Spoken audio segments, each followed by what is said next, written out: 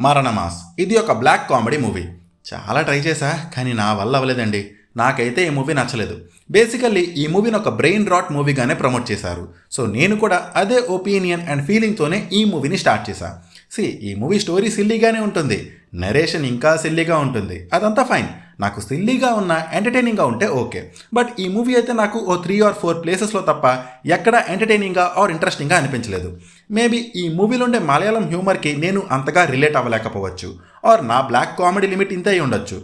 ఏది ఏమైనా నాకైతే ఈ మూవీ బిస్కెట్ వేసింది భయ్యా. నార్మల్గా బిస్కెట్ ఉంటుంది, దానిపైన క్రీమ్ బిస్కెట్ ఉంటుంది. ఇది మాత్రం నాకు ఎక్స్ట్రీమ్ బిస్కెటే భయ్యా.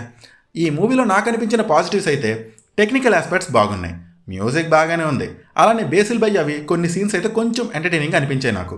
టైటిల్స్ పడుతుంటాయి సాడ్ సూపర్ స్టార్ అని గట, ఆ సీన్స్ అండ్ మనోడు స్మోక్ చేసి మత్తులోకి వెళ్తాడు, ఆ టైంలో కొన్ని సీన్స్ అయితే బాగున్నాయి.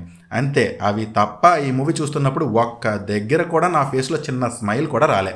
అయితే క్లైమాక్స్ 30 minutes కొంచెం పర్లేదు అనిపించింది నాకు. I'm not criticising this movie, but నాకు వర్కౌట్ అవ్వలేదని చెప్తున్నా.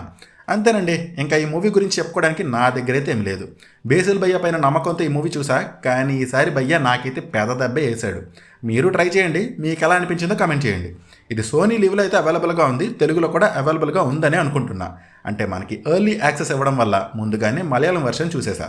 మరి ఈ మూవీ పైన మీ ఒపీనియన్ని please do comment and please do subscribe. Thank you, take care, bye.